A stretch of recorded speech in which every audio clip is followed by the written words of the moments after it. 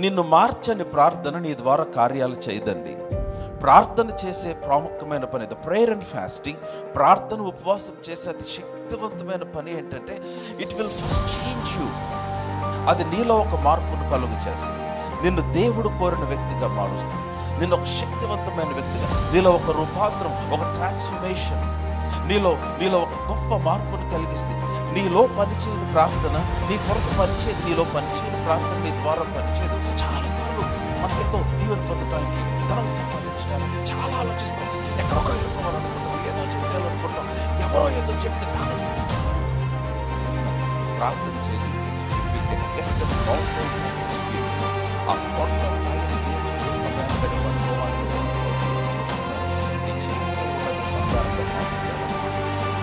హల్లెలూయా. మిగిలిన వాళ్ళందరికీ చేస్తాడు కదా. మార్కెట్లో అసలు దానికి ఏమన్నా గిరాకీ ఉందో లేదో నాకు తెలియదు. నీ చేతికి వస్తూ వృద్ధి చెందుతుంది. యోసేపు చేతికి ప్రతిదీ ఫలించింది. ఎందుకంటే యెహోవా యోసేపుకు తోడై ఉన్నాడు కనుక. మిగిలిన వారికి బయట చాలా మెకానిక్స్ వేరు ఉండొచ్చు, దాని యొక్క విధానాలు వేరు ఉండొచ్చు, దాని లెక్కలు వేరుగా ఉండొచ్చు. ఇది చేస్తే బయట ఇట్లా ఉంది. దేవుడికి చెప్పాడా? దేవుడి సన్నిధిలో గడిపావా? ప్రార్థన చేసావా? దేవుడికి వాగ్దానం ఇచ్చాడా? నీలో ఒక కన్విక్షన్ ఉందా? దేవుడితో మాట్లాడే ప్రార్థన ఉపవాస అనుభవంలో నుంచి నిర్ణయం తీసుకున్నావా? నేను చెప్తాను, నీ చేతికి ఇవ్వబడినది నిశ్చయంగా ఫలిస్తుంది. నీ చేతికి ఇవ్వబడింది నిశ్చయంగా వృద్ధి చెందుతుంది.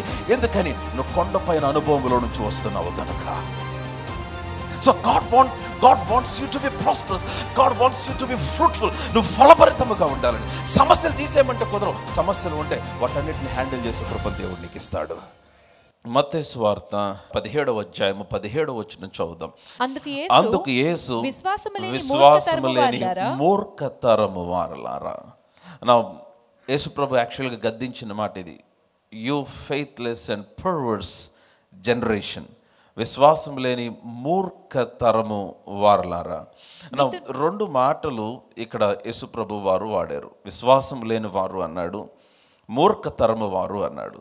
నా ఈ 2 మాటలు రెండింటిని చూపిస్తూ ఉంది. మొదటిది ఏంటంటే విశ్వాసం లేని వారు అంటే వీరు దేవుని నుంచి దూరం అయిపోయిన వారు. వీరు విశ్వాసం లేని వారు అంటే they are living away from God. దేవునితో సహవాసం లేకుండా దేవునికి దూరంగా బ్రతుకుతున్నారు. రెండవది మూర్ఖతరము వారంటే they're attached to something else, they're addicted to something else. లోక సంబంధమైన వాటి చేత డామినేట్ చేయబడుతూ ఉన్నారు. సో ఈ 2 మీరు దేవునికి దూరమై లోక సంబంధమైన వాటికి కనెక్ట్ అయి ఉంటే దేవుని శక్తి మీలో పనిచేయదు. అది యేసుప్రభు చెప్పడానికి ప్రయత్నిస్తున్నాడు. You want to see the power, శక్తిని చూడాలా, దేవుని కార్యాన్ని మీ జీవితంలో జరగటం చూడాలనుకుంటున్నారా? మీరు లోకంలో బ్రతుకుతూనే దేవునికి కనెక్ట్ అయి ఉండాలని ఆయన చెప్తున్నాడు. ఎందుకనంటే power comes from the connection. ఈ శక్తి అనేది దేవునితో నీకున్న సహవాసంలో నుండి వస్తుంది. వీరు విశ్వాసం లేని మూర్ఖతరము వారలారని గద్దించాడు. ఎందుకంటే they are living out of the connection. దేవునితో సహవాసమునకు వెలుపల వారు జీవిస్తూ ఉన్నారు. నీ ద్వారా దేవుని శక్తి కనుపరచబట్టను చూడాలంటే శక్తికి ముందు రూపాంతరం జరగాలి. Now before you demonstrate power, listen to me, before the power is demonstrated through you, there should take place transformation. నీలో మార్పు కలగాలి. నీలో ఆ ట్రాన్స్ఫర్మేషన్ వచ్చినప్పుడు, ఆ రూపాంతరము కలిగినప్పుడు నీ ద్వారా దేవుని శక్తి కనుపరచబట్టం చూస్తావు. హల్లెలూయా. కమ్ ఆన్, లౌడ్ హల్లెలూయా. నిన్ను మార్చని ప్రార్థన నీ ద్వారా కార్యాలు చేయదండి. ప్రార్థన చేసే ప్రాముఖ్యమైన పని ద ప్రేయర్ అండ్ ఫాస్టింగ్. ప్రార్థన ఉపవాసం చేసే అతి శక్తివంతమైన పని ఏంటంటే it will first change you. అది నీలో ఒక మార్పును కలుగు చేస్తుంది. నిన్ను దేవుడు కోరిన వ్యక్తిగా మారుస్తుంది. నిన్ను ఒక శక్తివంతమైన వ్యక్తిగా, నీలో ఒక రూపాంతరం, ఒక ట్రాన్స్ఫర్మేషన్, నీలో ఒక గొప్ప మార్పును కలిగిస్తుంది. నీలో పనిచేయని ప్రార్థన నీ కొరకు పనిచేయదు. నీలో పనిచేయని ప్రార్థన నీ ద్వారా పనిచేయదు. So before you see before power being demonstrated through, నీ ద్వారా దేవుని శక్తి కనుపరచబడక మునుపు any area of your life, నీ జీవితంలో ఏ పరిధిలోనైనా దేవుని శక్తి నీ ద్వారా కనుపరచబడక మునుపు నీలో దేవుని సంబంధమైన ట్రాన్స్ఫర్మేషన్ జరగాలి. హల్లెలూయా. సో ప్రేయర్ అండ్ ఫాస్టింగ్ ఏం చేస్తుంది అంటే ఇట్ ట్రాన్స్ఫార్మ్స్ యూ. నిన్ను నిన్ను నిన్ను నిన్ను రూపాంతరములోనికి నడిపిస్తుంది. It will transform you. నిన్ను ఒక మార్చబడిన వ్యక్తిగా. ఎందుకంటే చాలామంది వారు మారటానికి వారు విల్లింగ్గా ఉండరు, కానీ దేవుని కార్యాలు చూడాలనుకుంటారు. దేవుడు అలా పని చేయడు. ఎందుకనంటే నువ్వు మార్పు చెందకుండా దేవుడు నీ చేతికి ఏమైనా అప్పగిస్తే అది నీ జీవితంలో దాని వలన నువ్వు దాన్ని హ్యాండిల్ చేసే అనుభవం ఉండదు. అందుకని ఈ mountain top experience, now listen to me, వింటున్నట్లయితే ఆమెను చెప్పండి. నువ్వు ఎలాగ మార్చబడతావు అంటే, నువ్వు బలహీనమైన వ్యక్తివి బలవంతుడిగా మార్చబడతావు. ఈ కొండపైన అనుభవం ఏంటంటే, నీ ఒక శక్తిని ధరించుకున్న అనుభవంలోనికి వెళ్తావు. ఈ కొండపైన ఒక అనుభవం ఏంటంటే, ఈ కొండపైన నువ్వు మార్చబడిన తర్వాత నువ్వు క్రిందకు దిగి వచ్చి ఈ మైదానం ముందు, లేకపోతే కింద లోయ అనుకుందాం కొంతసేపు, ఆ లోయలో నువ్వు ఎదుర్కొనే ప్రతి సమస్య, ప్రతి ఛాలెంజ్, ప్రతి ప్రతికూలతను హ్యాండిల్ చేసే కృప నీవు కొండపైన పొందుకుంటావు. హల్లెలూయా. కమ్ ఆన్ లౌడ్ హల్లెలూయా. చాలామంది సమస్యలు తీసేయమని ప్రార్థన చేస్తారు. చేశారా మీరు ఎప్పుడైనా? అయ్యా నాకు ఈ సమస్య తీసే నాయన, అయ్యా నాకు ఈ సమస్య తీసే, నాకు ఈ సమస్య తీసే. బాగా వినాలి, ఈ భూమి మీద బ్రతికినంత వరకు మనిషిగా ఏదో ఒక సమస్య మనిషికి కలుగుతూనే ఉంటుంది. కానీ వాటన్నిటిని జయించే కృప దేవుడు మనకు అనుగ్రహిస్తాడు. హల్లెలూయా. నువ్వు సమస్యలు తీసేయమని కాదు ప్రార్థించాల్సింది. పౌలు ప్రార్థించాడు, తన శరీరం ముందు ఒక ముళ్ళు ఉందని, అది తొలగించి మన ముమ్మారు నేను ప్రభువును వేడుకున్నాను అన్నాడు. కానీ ఆయన ఏమన్నాడు? నా కృప నీకు చాలును, బలహీనత యందు నా శక్తి పరిపూర్ణమగుచున్నది అన్నాడు. సో ఏమవుతుందంటే, నీ ఎదుట ఉన్న ప్రతి శక్తి, ప్రతి ఛాలెంజ్ని ఎదుర్కొనే శక్తి, ఎదుర్కొనే కృప దేవుడు నీకు అనుగ్రహిస్తాడు. ఆ కృపను పొందుకునే స్థలమే నీ మౌంటైన్ ఎక్స్పీరియన్స్. హల్లెలూయా. నాకు చిన్నప్పుడు నాకు మ్యాథమెటిక్స్ అంటే చాలా చాలా చాలా చిరాకు. అంటే స్కూల్లో చదువుకుంటున్నప్పుడు అస్సలు నాకు మ్యాథమెటిక్స్ వచ్చేది కాదు. ఆ తర్వాత హిందీ కూడా నాకు శత్రువు అయిపోయింది. ఈ రెండు నా శత్రువులు, నా సబ్జెక్ట్స్. సో నేను వాటి కొరకు ప్రార్థన చేసేవాడిని, ఏమనంటే అసలు మ్యాథ్సే తీసేయమని. ఎందుకంటే నేను చదివి ఎంత చెప్పినా అసలు ఆ ట్రిగ్నోమెట్రీని చూస్తే మెంటలు వచ్చేసేది. ఆల్జీబ్రా అనేవాళ్ళు అసలు అర్థమయ్యేది కాదు నాకు. అసలు నేను ప్రార్థన చేసేవాడిని, ప్రభా అసలు ఈ మ్యాథ్స్ వద్దున ఆయన, నాకు మ్యాథ్స్ తీసే. నా ప్రార్థనకు జవాబు రాలా. మ్యాథ్స్ తీసేస్తే ఎట్లాగా, తీయటానికి కుదరదు. సరే ఒక 6 నెలలు మ్యాథ్స్ తీయమని ప్రార్థన చేస్తే జవాబు రాబోతు. తర్వాత మ్యాథ్స్ సార్ని తీసేయమని ప్రార్థన చేశా. ఇప్పుడు ఆయన పాపం తీసేయమంటే కష్టం కదా, ఆయనకు కుటుంబం ఉంది. సరే ప్రభా నువ్వు మ్యాథ్స్ అన్న తీసేయి, లేకపోతే మ్యాథ్స్ మాస్టర్ అన్న. తర్వాత 2 రోజులు ఆయన సెలవు పెడుతున్న ప్రార్థనకు జవాబు వచ్చింది అనుకున్నా. కానీ యాక్చువల్గా కొత్తసారి వచ్చాడు. తర్వాత ఆయన ఇంకా మరీ ఘోరం. అసలు కొంతమంది భలే శాడిజం ఉంటుంది. టీచర్లందరినీ ప్రభు దీవించును గాక. ఆ రోజుల్లో ఆయన ఆ ఇంక్ పెన్ ఉండేది, ఆ క్యాప్ వెనక్కి పెట్టి దాంతో పొడిసేవాడు. ఇదేంటి అర్థమయ్యేది కాదు. అదొక దయ్యమేమో నాకు తెలీదు. ఇట్లా పట్టుకొని ఇట్లా చెప్పు అనేవాడు అందరినీ. అసలు ప్రభా నాయన నేను అసలు మ్యాథ్స్ సార్ని తీసేయమంటే సరే తీసేసే బాగానే ఉంది, ఇంకా భయంకరమైనది. నా మాట అర్థమవుతుందా? సరే ప్రార్థనకు ఫలం లేదు, సమస్య తీసేయమంటే. అండ్ దెన్ అట్లాగే సరే నేను కష్టపడి ఏదో చదివేవాడిని, ట్యూషన్కి వెళ్ళేవాడిని. తర్వాత నేను దేవుని వాక్యంలోంచి ఫిలిప్పీలకు రాసిన పత్రిక, నన్ను బలపరచువాని నేను సమస్తం చేయగలను వాక్యం ఎప్పుడైతే నేను దాన్ని చదివానో, ఆ వాక్యమును పట్టుకొని ప్రార్థన చేయటం ఆరంభించిన తర్వాత దేవుని కృపను బట్టి నాకు మ్యాథమెటిక్స్ అర్థం అవటం స్టార్ట్ అయింది. ఆ తర్వాత నేను నా ఇంటర్మీడియట్ వీటిలో కూడా మ్యాథమెటిక్స్లో నేనే క్లాస్ ఫస్ట్ ఉండేవాడిని. నాకు ఆశ్చర్యమేది, నేనైనా ఫస్ట్, ఈయన కరెక్ట్గానే చదివేశాడు. నాకు యాక్చువల్గా నేను ఫస్ట్ వచ్చా, కొట్టను చప్పట్లు పర్లేదా. 75కి 74, 75 అట్లా వచ్చేవి. 73 పైనే వచ్చేవి నాకు ఇంటర్మీడియట్లో. ఏ ఎగ్జామ్లో చూసినా నాకు ఎట్లా జరిగింది? Something happened in me. చాలాసార్లు మీరు గ్రహించాల్సిన ఒక విషయం ఏంటంటే, ప్రార్థన ద్వారా మాత్రమే జరిగే కొన్ని కార్యాలు ఉంటాయి, ఇంకా వేరే విధంగా జరగవు. అవి చిన్న చిన్న విషయాలు అవ్వచ్చు. పెద్దవి అవ్వచ్చు. చాలామంది పెద్ద విషయాల్లో ప్రార్థన చేయాలనుకుంటున్నారు. నేను చెప్తున్నా, చిన్న విషయాల్లో కూడా దేవుడు నీకు సహాయం చేస్తాడు. హల్లెలూయా.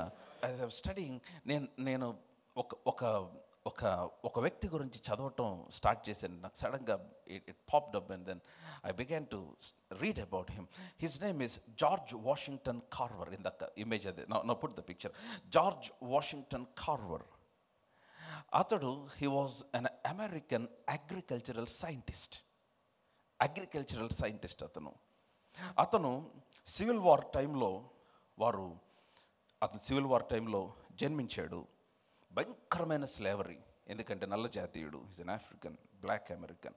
భయంకరమైన టైంలో తన అక్క, తన సిస్టర్ అండ్ మదర్ వారిద్దరు కిడ్నాప్ అయిపోయారు. ఇతను కూడా కిడ్నాప్ చేశారు. మొత్తానికి తర్వాత రెస్క్యూ చేయబడి తీసుకొని వచ్చారు. ఒక అతను తండ్రిగా అతన్ని అడాప్ట్ చేసుకొని పెంచడం స్టార్ట్ చేశాడు.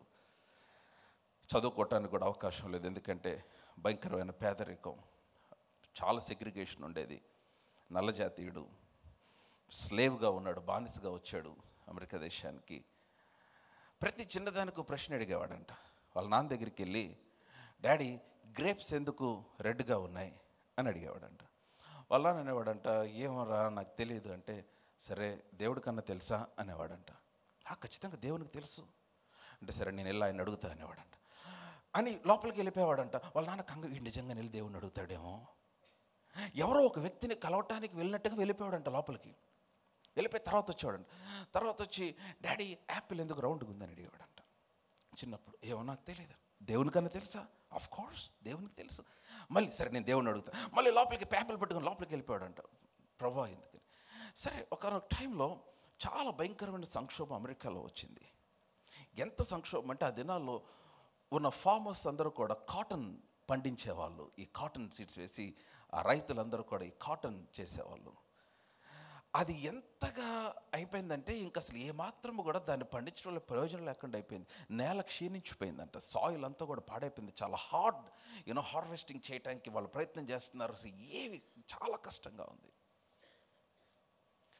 భయంకరమైన సంక్షోభం, కరువు వచ్చేసింది. అదే కాటన్ పండిస్తున్నారు, దానికి ఏం రిటర్న్స్ రావట్లా, ప్రాఫిట్ లేదు, ప్రయాసపడుతున్నారు. అయితే ఈయన దేనికి, ఈ వాషింగ్టన్ కార్వర్ దేనికి ప్రసిద్ధి అంటే, ఆయన కాటన్కి బదులుగా పీనట్స్ని క్రాప్ చేయమని, పీనట్స్ని పండించాలని చెప్పి ఒక పెద్ద విప్లవాన్ని అమెరికా దేశంలో తీసుకొని వచ్చాడు. ఒకరోజు పొద్దున్నే లేచి, he's a very godly man, చాలా మంచి దైవభక్తి కలిగిన వాడు, చాలా కష్టపడి చదువుకున్నాడు, పిహెచ్డి చేశాడు, పీజీ చేశాడు. అంత కష్టమైన పరిస్థితుల్లో అతను చదువుకున్నాడు. రోజు పొద్దున్న 4 గంటల నుంచి 6 గంటల దాకా ఒక 2 గంటలు ఇంట్లోంచి బయటికి వెళ్ళిపోయి దేవుని సన్నిధిలో కామ్గా అక్కడంతా చెట్ల మధ్యలోకి వెళ్ళిపోయి ఒంటరిగా ప్రార్థన చేసుకునేవాడంట. ఒకరోజు ప్రార్థన చేసుకుంటూ అడిగాడంట, ప్రభువా నీవు సృష్టికర్తవు కదా? అవును. ఎందుకని అడిగాడంటే, తనకు ఒక వాక్యం కనపడింది. యోబు గ్రంథం 12వ అధ్యాయం, దయచేసి చూడండి. యోబు గ్రంథం 12వ అధ్యాయం 7వ వచనం చదవండి. The book of Job chapter 12 verse 7. యోబు గ్రంథం 12వ అధ్యాయం 7వ వచనము. అయినను మృగములను విచారించుము, అవి నీకు బోధించును. ఆకాశ పక్షులను విచారించుము, అవి నీకు తెలియజేయును. భూమిని గూర్చి ధ్యానించిన ఎడల అది నీకు బోధించును. సముద్రములోని చేపలను నీకు దాన్ని వివరించును. సో ఈ వచనం చదవగానే ఒకసారి షాక్ అయిపోయాడు. భూమిని గురించి ధ్యానించిన ఎడల అది నీకు బోధించును. Speak to the earth and it shall teach thee, and the fishes of the sea shall declare unto thee. So ఈ వచనం చదవగానే, సరే ఇప్పుడు నేను భూమిని గురించి చదవాలి, ఎందుకంటే బాటనీ స్టూడెంట్ ఇతను. సరే వెళ్ళి పొద్దున్నే ఒక రోజున అతని ఆ చెట్లలో అటు ఇటు తిరుగుతూ ప్రార్థన చేస్తూ ఉన్నాడు. అందరు నాతోనే ఉంటామని చెప్పండి. Are you all following me? So ప్రార్థన చేస్తూ ఉంటే అడిగాడంట, ఓ సృష్టికర్తవైన దేవా, విశ్వమంతటిని ఎందుకు సృష్టించావు అని అడిగాడంట. ప్రభు అన్నాడంట, బాబు జార్జ్ వాషింగ్టన్, అది నీ బుర్రకి చాలా పెద్ద ప్రశ్న అడిగేవు, నీకు తగిన ప్రశ్న ఏదైనా అడుగు, నీకు అర్థమయ్యేది చెప్తాను అన్నాడంట. సరే అని రెండో ప్రశ్న అడిగంట. సరే అది పెద్దది అంటున్నావు కదా, సృష్టికర్తవైన దేవా నీవు భూమిని ఎందుకు సృష్టించావు అన్నాడంట. అది కూడా చాలా పెద్దది, నీకున్న బ్రెయిన్ కంటే చాలా పెద్దది. నీ నీ నీ నీ నీ జ్ఞానమునకు తగిన ప్రశ్న ఇంకోటి అడుగు, నేను సమాధానం చెప్తా అన్నాడంట. మరలా అటు ఇటు తిరుగుతా ప్రార్థన చేస్తా, సరే సృష్టికర్తమైన దేవా, నీవు చెట్లను ఎందుకు సృష్టించావు అన్నాడంట. Why did you created trees? దేవుడు అన్నాడంట, hello, this is also too much for your brain to understand. నీ కంటి ముందు ఒక చెట్టు చిన్నగా కనిపిస్తుంది, కానీ అది నీకు చెప్తే నీకు అర్థమయ్యేంత బుర్ర నీకు లేదు. నీ నీ నీ జ్ఞానమునకు, నీ గ్రహింపుకు తగినది ఏదైనా అడుగు, చెప్తా అన్నాడంట. ప్రభువా ఇంకేం అడగాలి? సరే సృష్టికర్తమైన దేవా, మనిషిని ఎందుకు సృష్టించావు? Why did you created man? మనిషిని ఎందుకు సృష్టించావు అంటే దేవుడు అన్నాడంట, చాలా పెద్ద ప్రశ్న అడిగావు నువ్వు, అది కూడా నీకు అర్థం కాదు అన్నాడంట. అదే నేను నా గురించి అడిగా, మనిషిని ఎందుకు సృష్టించావు? అవును, మనిషి గురించి సృష్టించింది అంతా నీకు చెప్తే నువ్వు తట్టుకోలేవు. నీ బుర్రకి సరిపడినది అడుగు, నేను చెప్తా. సరే ఇవన్నీ కాదు అడిగాడంట. ప్రభువా ఇవన్నీ కాదులే కానీ శనక్కాయని ఎందుకు చేసావు అని అడిగాడంట. Why did you created peanut? దేవుడు అన్నాడంట, దానికి చెప్తాను. నీ పీనట్ బ్రెయిన్కి పీనట్ ఎక్స్ప్లెయిన్ చేస్తుందా? అండ్ దెన్ దేవుడు తన్ని ల్యాబ్లోకి తీసుకుని వెళ్ళి ఒక పీనట్ని ఓపెన్ చేసి ఆ పీనట్లో ఉన్నవన్నీ సపరేట్ చేసి మరలా దాన్ని కంప్లీట్ చేసే ఒక ప్రిన్సిపల్ని దేవుడు ప్రార్థనలో ఇచ్చాడు తనకి. అండ్ దాని ద్వారాగా పీనట్లో నుంచి 300 ప్రోడక్ట్స్ అతను బయటకు తీసుకుని వచ్చాడు, George Washington Carver, just by prayer. Come on, hallelujah. It's a good thing to give a big hand. Hallelujah. 300 products from peanuts. Shampoo, ఇప్పుడు మీరే వాడు షాంపూలో కోకోనట్ ఉంటుంది, అవునా? సోప్స్లో కోకోనట్ ఉంటుంది, లోషన్స్లో కోకోనట్ ఉంటుంది, పీనట్ బటర్ ఏంటి, సాస్ ఏంటి, లేకపోతే మెనీ థింగ్స్, కెచప్లో, ప్రతి దాంట్లో పీనట్ పీనట్ పీనట్ పీనట్. ఒక్క పీనట్లో నుంచి 300 ప్రోడక్ట్స్ బయటికి తీసుకొని వచ్చాడు. 1938 సంవత్సరంలో సౌత్ అలబామాలో, యుఎస్లో 200 మిలియన్ ఇండస్ట్రీగా పీనట్ ఇండస్ట్రీ మారిపోయింది తినవలన. $200 మిలియన్ ఇండస్ట్రీ. అసలు ఎక్కడ చూసిన భూమి పండుతూ ఉంది. అసలు నేను తన గురించి రాసిన దాంట్లో, నేను ఆ రాసిన మాట రాసినట్టు చదవటానికి నేను ట్రై చేస్తున్నాను. నేను ఎక్కడి నుంచి అయితే చదివాను, అసలు దేవుడు ఎంత చిన్న విషయంలో నుంచి దేవుడు ఎంత గొప్ప కార్యం చేశాడో చూసారా? హల్లెలూయా. కమ్ ఆన్, లౌడ్ హల్లెలూయా. ఇంకా బిగ్గరగా హల్లెలూయా, హల్లెలూయా. Peanuts now. Now peanuts, once a non-cash crop, by 1938 became a 200 million industry and one of the chief products of Alabama. Non-cash crop. అసలు ఆ పంటకు డబ్బే రాని పంటను 200 మిలియన్ ఇండస్ట్రీగా మారిపోయింది. ఎందుకని? Because one man prayed. ఒకడు ప్రార్థించాడు. ఈరోజు మనం చాలా ఈజీగా పీనట్ బటర్ తింటాం, పీనట్ సాస్ తింటాం, లేకపోతే ఇంకా అన్ని శనక్కాయలు ఉడకబెట్టుకొని తింటాం, రకరకాల ఆల్ ద 300 ప్రొడక్ట్స్. ఒక్క వ్యక్తి చిన్న ప్రార్థన చేస్తే, నేను చెప్తున్నాను, there are lot of things. దేవుడు నువ్వు ప్రార్థన చేస్తే విడుదల చేసేవి అనేకమైనవి నీ ప్రార్థన ద్వారా మాత్రమే అన్లాక్ అయ్యేవి దేవుడు దాచిపెట్టి ఉంచాడు. చాలామంది చేయరు, they are not serious. Very godly man. ఆ తర్వాత స్వీట్ పొటాటో గురించి దేవుడు తనకు ఒక ఆలోచన ఇచ్చాడు. స్వీట్ పొటాటోస్ పండించమని చెప్పాడు.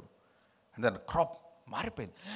మనం చాలాసార్లు మనం ఏదో దీవెన పొందటానికి, ధనం సంపాదించడానికి చాలా ఆలోచిస్తాం. ఎక్కడికో వెళ్ళిపోవాలనుకుంటాం, ఏదో చేసేయాలనుకుంటాం, ఎవరో ఏదో చెప్తే దాన్ని నో.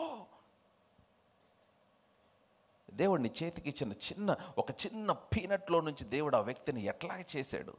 నేను చెప్తున్నా, నువ్వు ప్రార్థన చేయగలిగితే, if you can get that mountain top experience, ఆ కొండ పైన దేవునితో సమయాన్ని గడిపే అనుభవాన్ని నువ్వు పొందుకోగలిగితే, నేను చెప్తున్నాను, నీ చేతిలో ఉన్నదే బంగారంగా మారుస్తాడు ఆయన. హల్లెలూయా. మిగిలిన వాళ్ళందరికీ చేస్తాడో లేదో నాకు తెలియదు. మార్కెట్లో అసలు దానికి ఏమన్నా గిరాకీ ఉందో లేదో నాకు తెలియదు. నీ చేతికి వస్తూ వృద్ధి చెందుతుంది. యోసేపు చేతికి ఇవ్వబడిన ప్రతిదీ ఫలించింది. ఎందుకని? యెహోవా యోసేపుకు తోడై ఉన్నాడు గనుక. ఆమేన్. కమ్ ఆన్, లౌడ్ హల్లెలూయా. మిగిలిన వారికి బయట చాలా మెకానిక్స్ వేరుగా ఉండొచ్చు, దాని యొక్క విధానాలు వేరు ఉండొచ్చు, దాని లెక్కలు వేరుగా ఉండొచ్చు. ఇది చేస్తే బయట ఇట్లా ఉంది, ఇట్లా ఉంది, ఇట్లా ఉంది, ఇట్లా ఉంది. అయ్యా నీకు దేవుడు నీకు చెప్పాడా? నువ్వు దేవుని సన్నిధిలో గడిపావా? ప్రార్థన చేసావా? దేవుడికి ఒక వాగ్దానం ఇచ్చాడా? నీలో ఒక కన్విక్షన్ ఉందా? దేవుడితో మాట్లాడే ప్రార్థన ఉపవాస అనుభవంలో నుంచి నిర్ణయం తీసుకుంటున్నావా? నేను చెప్తున్నాను, నీ చేతికి ఇవ్వబడినది నిశ్చయంగా ఫలిస్తుంది. నీ చేతికి ఇవ్వబడింది నిశ్చయంగా వృద్ధి చెందుతుంది. ఎందుకని? నువ్వు కొండపైన అనుభవంలో నుంచి వస్తున్నావు గనుక. So God wants you to be prosperous. God wants you to be fruitful. నువ్వు ఫలభరితముగా ఉండాలని. సమస్యలు తీసేయమంటే కుదరవు. సమస్యలు ఉంటే వాటన్నిటిని హ్యాండిల్ చేసే కృపను దేవుడు నీకు ఇస్తాడు. హల్లెలూయా. హల్లెలూయా. నా మాటలు ఏమైనా అర్థమవుతున్నాయా? సో ప్రార్థన అనుభవంలోని